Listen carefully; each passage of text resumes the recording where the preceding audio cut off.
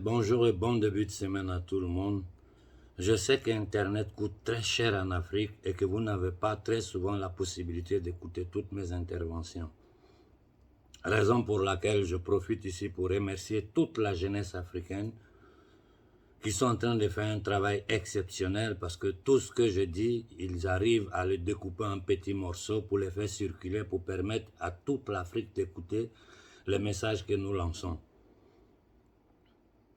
Avant de commencer aujourd'hui, je tiens de nouveau à insister sur le fait que tout Africain doit comprendre que ces entités démoniaques, ces impérialistes, ces adorateurs de Moloch, ces criminels, ces eugénistes ne partiront jamais de l'Afrique si nous ne nous mettons pas sur pied pour les chasser. Ça, il faut que vous le compreniez. Celui qui vous fait croire que nous pouvons faire partie de ces gens-là simplement en les disant quitter chez nous, ça veut dire que ou c'est un lâche, un traître, un vendu, ou bien c'est une pauvre personne qui ne sait même pas de quoi nous parlons, qui vit dans un monde parallèle, qui ne sait rien de l'histoire de l'humanité et de l'histoire de l'humanité africaine.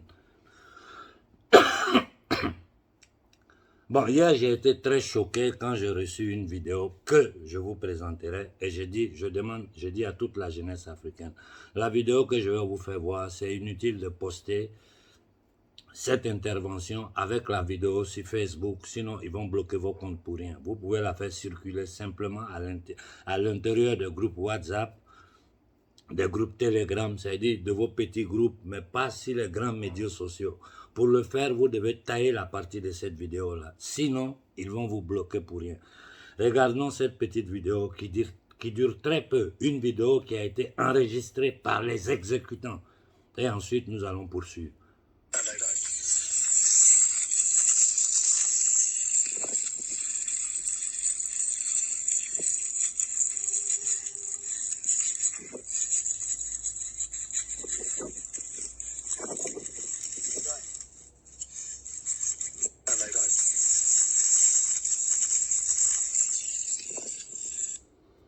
Bon, vous voyez là, ce sont des Africains qui sont en train d'égorger un autre Africain. Des Africains qui, pendant qu'ils égorgent un autre Africain, ils le filment et puis ils le font circuler parce qu'ils savent qu'ils seront impunis.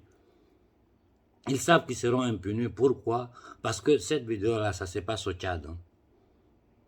Parce que le Tchad est totalement sous le contrôle, je répète, le Tchad est totalement sous le contrôle des entités démoniaques rothschildiennes qui gouvernent la France. J'ouvre la parenthèse pour vous dire, moi, à partir d'aujourd'hui, dans mes discours, je ne dirai plus la France, l'Italie, l'Allemagne, l'Angleterre ou les États-Unis.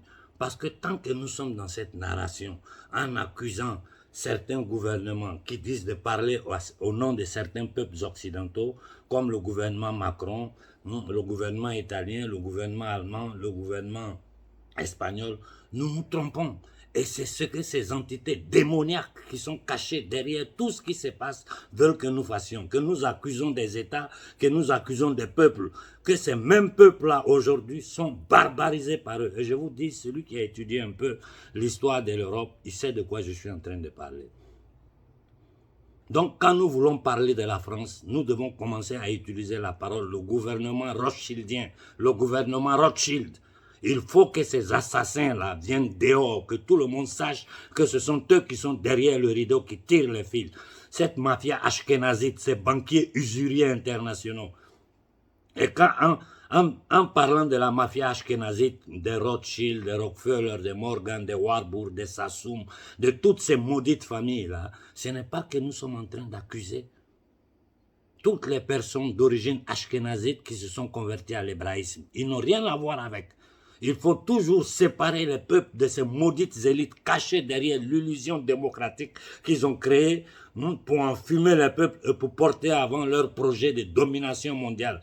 Là où nous sommes aujourd'hui, nous sommes en plein dans une tentative d'imposition d'une dictature mondiale sur toute l'humanité. Je reviens sur le cas du petit Kaka Déby. La vidéo que je vous ai présentée, c'est l'ethnie Sagawa, qui ne représente que le 2%, je répète, l'ethnie Sagawa, qui ne représente que le 2% de la population tchadienne. Et c'est de ce clan-là que Déby vient. Déby, mort, assassiné avec la complicité de son fils, arrivé au pouvoir, la violence que ce petit garçon, cette petite entité démoniaque en train de faire au Tchad est incroyable. Je vais vous donner quelques dates. 300 jeunes sudistes, le 20 octobre 2022, ont été trucidés par le régime de Kaka Déby. Mais qu'est-ce que nous notons là, si nous faisons un peu d'histoire? Le 1er décembre 1990, ils ont renversé le pouvoir d'Hissène Habré, simplement parce que Hissène Habré avait commencé à critiquer la France-Afrique, à critiquer l'impérialisme. C'est la seule raison pour laquelle Hissène Habré a été fait sauter. C'était un homme du système, il vivait dans le système. Mais à un certain point, il a commencé à dénoncer certaines choses. Rapidement, ils l'ont fait sauter et ils ont placé ce Déby, ce Idriss Déby, qui était à leur service pendant combien? 30 ans. Quand le même Idriss Déby, comme Hissène Habré, a commencé à tenir certains discours, ils l'ont fait assassiner et ils ont placé son fils là. Et la dictature féroce que cette petite entité démoniaque, parce que c'est un petit garçon, c'est un petit diable, en train de faire vivre au peuple tchadien, même son père, en 30 ans, n'a pas pu le faire. En moins de 18 mois, il a nommé plus de 200 généraux. Je répète, en moins de 18 mois, il a nommé plus de 200 généraux, tous de son ethnie, c'est-à-dire des Sagawa. Et la majeure partie parmi eux sont des illettrés. Sankara l'a dit, mettre les fusils aux mains d'un illettré, c'est un danger. Donc un petit minable, un petit qui ne représente rien, qui n'a rien fait, il n'a pas de mérite pour être là. Son gouvernement, c'est-à-dire sa dictature, est supportée par la France, il est protégé par la France, et en ce moment, les troupes françaises qui vont se déplacer du Niger, parce que du Niger, ils vont partir, c'est au Tchad, ils vont aller s'installer. C'est toujours le même schéma dans lequel nous tombons. Au Mali, ils ont tenté de faire le même schéma. Partout en Afrique, quand un dictateur vient s'asseoir, partout en Afrique, où les impérialistes installent un dictateur, ce dictateur-là s'appuie sur son ethnie pour se maintenir au pouvoir.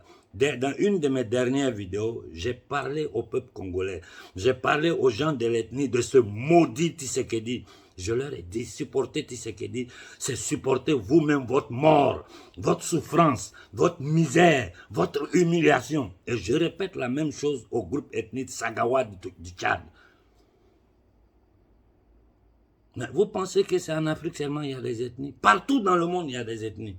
Mais quand c'est l'intérêt du peuple qui est en jeu, mais toutes les ethnies d'Afrique doivent se souder contre l'ennemi extérieur et l'ennemi endogène. Nos ennemis endogènes, ce sont ces entités démoniaques, ces satanistes, ces criminels, ces psychopathes assoiffés de pouvoir, qui permettent aux Occidentaux de nous piller, tenir notre peuple dans la misère, dans la souffrance, dans l'humiliation. Et pour ça, ils s'appuient toujours sur les gens de leur ethnie, de leur religion, de leur région. C'est-à-dire, ils arrivent toujours à diviser les Africains entre eux. Je vous prends le cas du problème des Peuls. Le problème des Peuls, ils ont tenté de le jouer au Mali. Grâce à la sagesse des hommes du Mali, de nos anciens au Mali, ça n'a pas fonctionné. Ils sont en train de tenter de la jouer en Guinée. Ils ont toujours joué cette carte-là en Guinée. Mais je crois qu'aujourd'hui, en nous écoutant, la jeunesse moderne guinéenne n'est pas dans ces logiciels ethniques, religieux, parce que la jeunesse d'aujourd'hui a compris tout ce jeu. Ce même jeu, ils ont tenté de le jouer au Burkina. Ça n'a pas marché.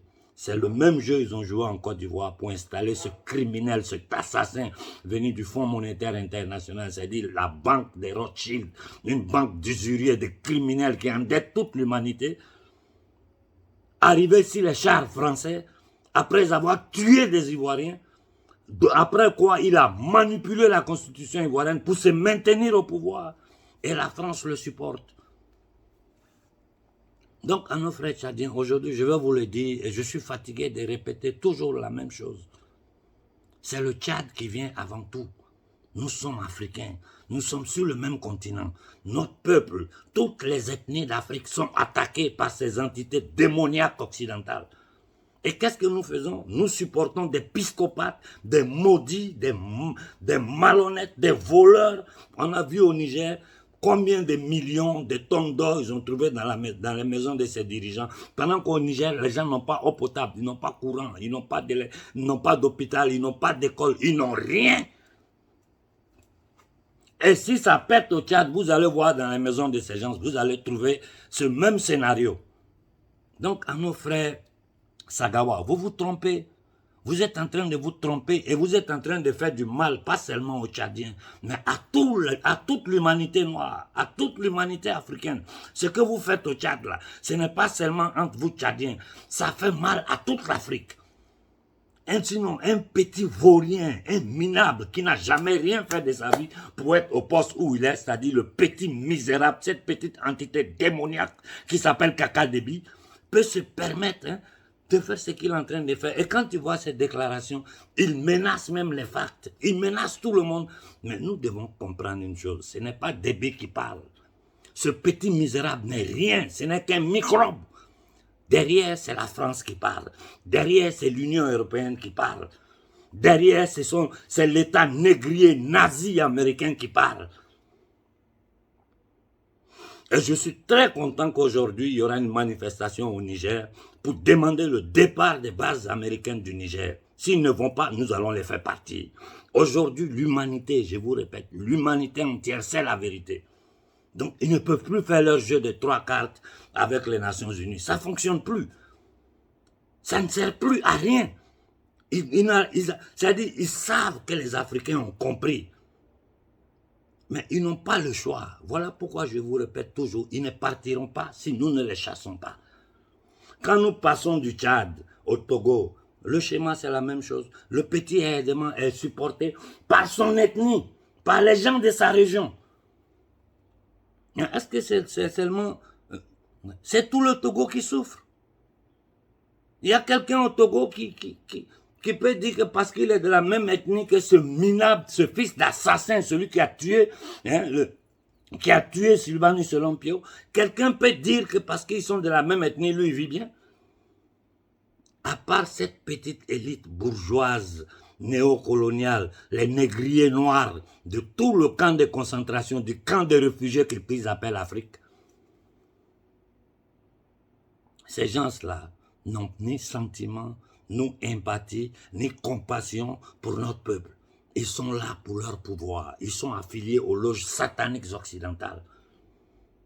Et leur rôle, c'est maintenir notre peuple en esclavage pendant que les impérialistes continuent de vivre de notre sang, de notre chair. Je vous ferai voir ici une vidéo que vraiment m'a procuré une joie incroyable. Écoutons-la ensemble. Tous les Nigériens, avant d'arriver au palais présidentiel, le CNSP a décidé de dénoncer les accords de défense. Ce n'est pas à l'armée de chasser la France de chez nous. C'est nous, le peuple nigérien. Nous allons nous mobiliser jour J-15. Dans 15 jours. S'ils continuent à rester ici, nous serons là-bas, nous allons les déloger. On a dit que les militaires ne sont pas légitimes. La légitimité se trouve dans la rue. C'est nous la légitimité. Pendant ce week-end, près de 10 millions de Nigériens sont sortis. Parce que quand vous laissez mourir en vous la volonté de vivre dans la dignité, dans l'honneur, dans la souveraineté de votre pleine existence, alors mieux vaut mourir. Les rives du Niger, aux confins du Ténéré, frères et sœurs, nous sommes enfants d'une même patrie, le Niger, nourri de la sève des mêmes idéaux, pour un Niger de paix, libre, fort et uni, pour un Niger prospère, le pays de nos rêves, pour l'honneur de la patrie. Bon, vraiment, je ne peux que... Je suis émotionné. Je suis vraiment émotionné. Merci au peuple du Niger. Merci au gouvernement malien. Merci au gouvernement burkinabé. Vous savez, c'est émotionnant, non? Quand tu vois un peuple qui est sur pied comme ça, décidé à combattre pour sa liberté, après 6 siècles, tu ne peux être qu'émotionné. J'ai dit à nos frères du Niger, dans la manifestation aujourd'hui, soyez des millions pour demander le départ immédiat, sans condition, des bases américaines de l'Afrique. S'ils ne partent pas, comme le jeune frère l'a dit, aux Français, vous avez 15 jours pour quitter le Niger. S'ils ne partent pas, nous allons les déloger. Nous allons les déloger s'ils ne partent pas. Ils seront obligés de tirer sur le peuple. La souveraineté appartient au peuple, pas aux dirigeants. Que chaque dirigeant africain sache qu'il n'est pas le patron des Africains. Il est au service du peuple africain. Et que nous les avons mis là pour travailler pour nos intérêts. C'est valable pour tous les pays d'Afrique. Que tout le monde sache que vous n'êtes pas les patrons des Africains. Vous êtes seulement au service du peuple qui vous paye, qui vous donne tous les privilèges pour faire le travail pour lequel on vous a mis là. Et aujourd'hui, le gouvernement malien est en train de prendre ses responsabilités en rendant caduc, en annulant tous ces accords coloniaux qu'il y a entre le Mali et la France. La même chose, le gouvernement burkinabé est en train de suivre. Et moi, je vous dis ici, toute la jeunesse africaine ne fait que me tempêter du matin au soir pour dire qu'il est temps de sortir de la CEDEAO. Il ne faut pas attendre que nous soyons attaqués par la CEDEAO pour sortir de la CEDEAO. Anticipez les choses. Si le Mali, le Burkina, le Niger, le même jour, font une déclaration pour dire qu'ils sortent de la CEDEAO est finie, il restera qui? Il restera Ouattara et son ami Macky Sall. Ces nègres de salon, ces assassins au service de l'impérialisme français et anglo-saxon, c'est-à-dire international, des entités démoniaques de la mafia internationale comme le Vatican. Je vous dis, le Vatican, c'est l'une des mafias les plus dangereuses au monde. Le Vatican est une des organisations les plus grands trafiquants de stupéfiants au monde. Au Nigeria, nous avons à la tête, la CIA a placé un agent de la mafia nigérienne, un grand trafiquant de drogue internationale, et qui pousse le peuple du Nigeria à se battre contre ses frères du Niger. La même chose ils l'ont fait dans le passé au Nigeria, quand il y a eu la guerre du Biafra. Mais aujourd'hui, le veille de conscience de la société civile du Nigeria est en train de bloquer toutes ces tentatives. Comme le frère l'a dit, le pouvoir est dans la rue. Le pouvoir nous appartient, nous Africains. Et c'est à nous de décider de ce que nous voulons faire de notre destin. Voilà au Niger, ils n'ont pas d'armes. Ils sont sortis. Le monde entier est en train de trembler. En ce moment, je finis avec vous. Je dois passer à la télévision pour expliquer la situation du Niger. J'ai fait 18 minutes. Je ne vais pas vous retenir longtemps. Je relance ici à nos frères du Togo. Vous ne pouvez pas vous asseoir et permettre à un petit groupe de voyous, d'indignes, de minables, de tenir tout le Togo dans ces conditions. C'est même valable pour vous les Béninois. Ce Talon n'est rien d'autre qu'un misérable sataniste franc-maçon. Vous êtes dans la misère, allez regarder dans les cartes. Et vous allez comprendre pourquoi vous souffrez. Et ces gens-là, ils s'en fichent pas mal de nous, Africains. Ils n'ont ni pitié, ni compassion pour nous, leur peuple. C'est-à-dire, ils sont noirs comme nous. Mais ils n'ont aucune empathie pour nous. Ces gens-là sont... Regardez ce qui se passe dans toute l'Afrique. Regardez-les. Ils ne font qu'obéir aux ordres des ennemis séculaires de l'Afrique. Et ils sont soutenus par ça dans leur jeu malsain d'utiliser leur ethnie, leur religion ou leur région d'appartenance pour se maintenir au pouvoir. Et nous tombons toujours dans ce même jeu. Je finis en disant à mes frères tchadiens, comprenez ce qui est en jeu. Ce qui est en jeu, ce n'est pas les ethnies. Ce n'est ni les Agawa, ni les Saras, ni comment on appelle, les Guaraches, c'est-à-dire les diverses ethnies du Tchad. C'est pas ça qui est en jeu. C'est le destin du peuple tchadien. C'est le destin du peuple africain qui est en jeu. Ne leur permettons plus de nous diviser. La force de l'Occident se trouve dans la division des populations africaines. Quand nous comprenons ça, nous avons compris l'essentiel. Dans toute l'histoire d'après la Seconde Guerre mondiale en Afrique, ils n'ont utilisé que ces divisions-là avec des minables, des nègres de salon, des entités démoniaques, maçonniques. Mais aujourd'hui, avant les gens ne savaient pas. Mais la jeunesse d'aujourd'hui africaine instruite, que malgré que Internet coûte cher, ils s'arrangent pour être là, pour nous écouter, pour comprendre ce qui se passe dans le monde. Ces divisions ethniques-là, ça ne peut plus marcher. Ça ne peut plus marcher. Moi, j'ai une partie de ma famille qui est Touareg dans la zone de Tombouctou. Une partie de ma famille est Bambara, je suis un Konaré. Une partie de ma famille est ivoirienne. Une partie de ma famille est sénégalaise. De quel côté je vais me mettre? Sans oublier que j'ai un grand-père guinéen qui est un Kourouma. Arrêtons de tomber dans ces jeux sales des Occidentaux. C'est la seule voie qu'ils ont pour nous manipuler, nous diviser pour régner sur nous. Donc je m'adresse aux gens du clan de Déby, de cette petite entité démoniaque du Tchad. Abandonnez-le. Tous ces généraux illettrés qu'ils ont mis au pouvoir, qui vivent de votre sang, le Tchad est dans la misère. Vous êtes dans la misère. Et ces généraux et leurs familles, ils vivent bien. Au-delà, cette petite vidéo, je l'ai postée hier, tout l'Occident a tremblé, tout le monde est en train de me dire, mais Konaré, qu'est-ce qui se passe? Quelles sont ces sauvageries? J'ai dit, c'est la France qui est derrière ça. C'est la France qui maintient ce pouvoir satanique, démoniaque, dictatorial au pouvoir, pour pouvoir continuer à occuper militairement nos terres et nous imposer le franc nazi qui est le franc CFA avec la complicité de toute l'Union européenne. J'ai dit bravo à nos frères du Burkina qui sont allés devant le bureau de l'Union européenne pour dire dégagez, vous devez continuer. Et je répète de nouveau au capitaine Ibé, il faut réouvrir le procès Sankara pour que le monde entier voie la vérité si qui et pourquoi Sankara a été assassiné. Et j'ai dit aux soi-disant intellectuels sénégalais, vous êtes les plus honteux d'Afrique. Vous faites honte. Si, il y a des grands hommes au Sénégal avec qui je discute en privé, des grands hommes au Sénégal que je suis, mais qui ne peuvent pas parler parce que à peine tu ouvres la bouche, le régime maquis, c'est-à-dire la France, va t'éteindre. Mais le procès des tirailleurs sénégalais, des Tiaroy, doit être ouvert. Les forces communes, le monde entier doit voir. Le monde entier doit voir ce que la France de De Gaulle a fait aux Africains après que nous ayons versé le sang pour sauver la France du nazisme.